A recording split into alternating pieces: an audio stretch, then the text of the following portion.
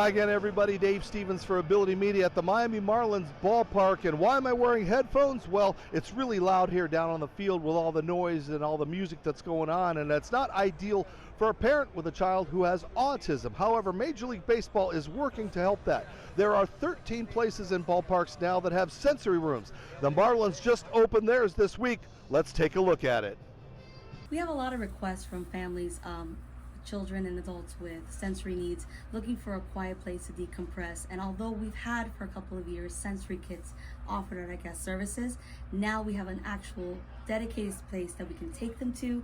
They can come decompress for 15 minutes and then head back and enjoy the game.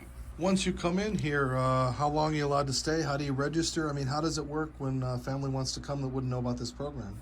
Great question. So like I said, someone will escort them over. If there's someone in here, we give each family dedicated 15 minutes.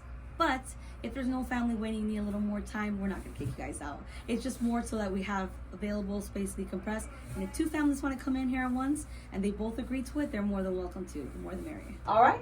So first off we have here is the Nuno area. It's actually a fully accessible area that you can touchscreen activated, and also a guest and wheel can fully transfer onto it, so it holds up to 330 pounds. We have our bubble walls, 2 of them, that are light activated, so you can actually go ahead, change the colors to be a more soothing colors. Right now we have it for the Florida Marlins colors, because we were in Flashback Friday. But we also have our legacy colors and our Miami red. And Christina, over here, people might think that this on the wall is just art, but it looks like it's a lot more than that. Absolutely. So this was actually made by an autistic artist. So he custom made this design to us. We gave him our logo. He went ahead and made it. So he actually hand dips all these items and shapes it to make this logo. So it's not just art, but it's also sensory feel. So they can go ahead and touch it. That's why we have it at a level that everyone can take advantage of.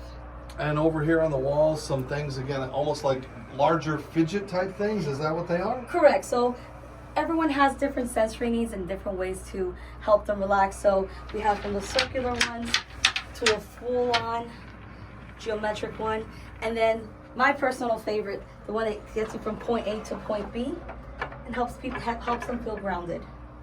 Christina, how did you guys go to develop? Did you use an autism expert, a doctor? I mean, what did you guys do to create this unique environment? Great question. So we work with Culture City. Culture City is a nonprofit that has a team of dedicated specialists to really help us see what works great in these areas. And it seems like baseball's really taken a big initiative to be more inclusive and to give every fan and every parent that opportunity. So you got to feel great as an organization to create something like this.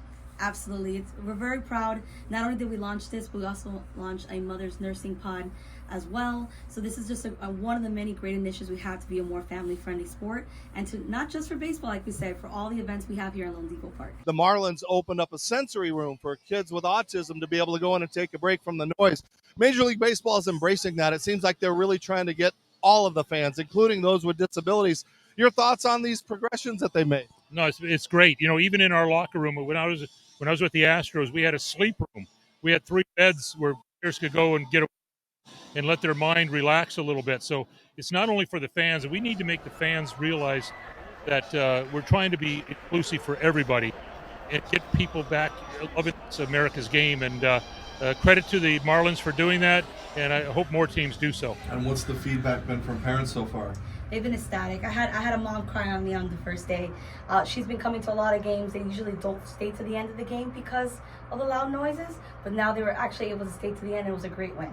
Now, Christina told me that due to high demand, they'd like to add a second sensory room, but it takes money, and until a donor comes forward, they're going to have to settle for just the one that they have. However, baseball now has 13 in place. They look to expand this program all around baseball. At the Miami Marlins ballpark, I'm Dave Stevens for Ability Media.